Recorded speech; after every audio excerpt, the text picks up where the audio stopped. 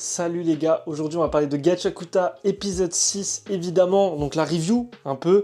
Avant que la vidéo commence, regardez-la bien jusqu'à la fin, on va parler de trucs très intéressants jusqu'à la fin. Donc restez bien jusqu'à la fin, ça m'aide énormément s'il vous plaît, merci beaucoup d'avance. Et évidemment n'hésitez pas à vous abonner et à lâcher un petit like, ça m'aide énormément aussi, ça me fait plaisir, tout le monde est content.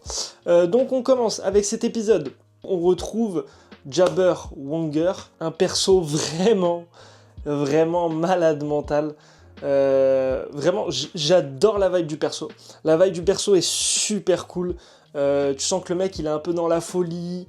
Il s'en pète à rien de tout. Il veut juste se frapper avec les gens. Vraiment, tu sens qu'il a un potentiel de zinzin en termes d'antagoniste. Vraiment, c'est un perso à part dans Gachakuta, je trouve. Le mec a un truc en plus.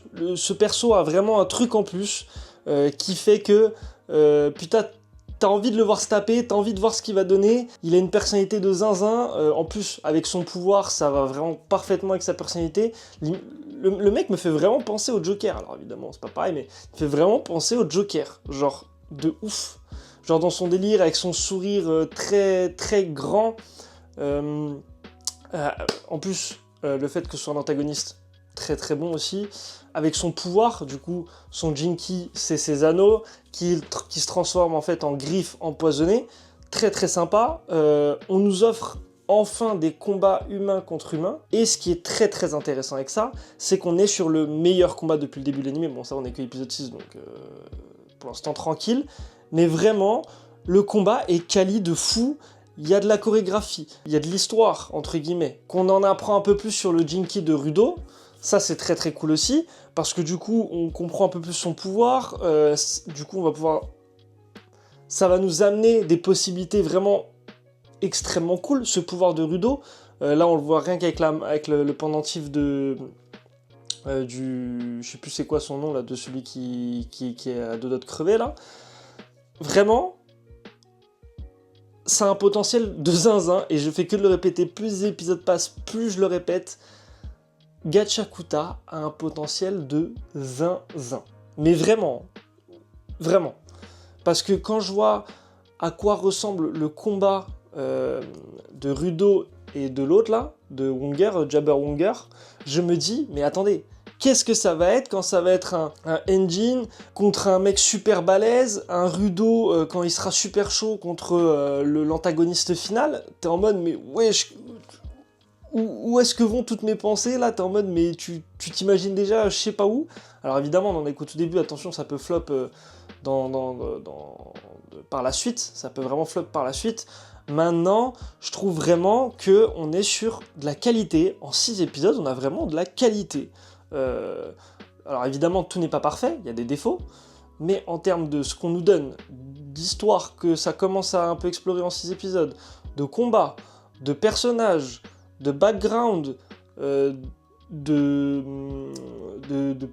paysage, en gros, plus de visuel, on va dire, je trouve ça vraiment très quali. Le délire du pouvoir, très sympa aussi.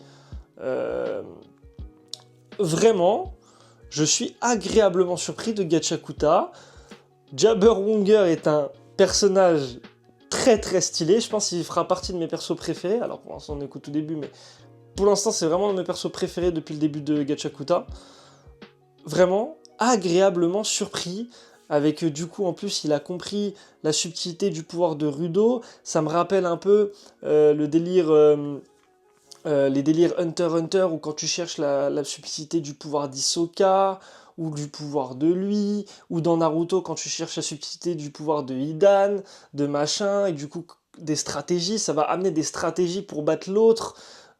Tu vois qu'à la fin, Jabber Wonger, le mec, il fait exprès de se planter, c'est tellement un malade mental qu'il fait exprès de se planter avec son poison, pour que du coup, il soit inconscient, mais qu'il se batte quand même. Non mais, les gars, on est sur vraiment une potentielle vraie masterclass.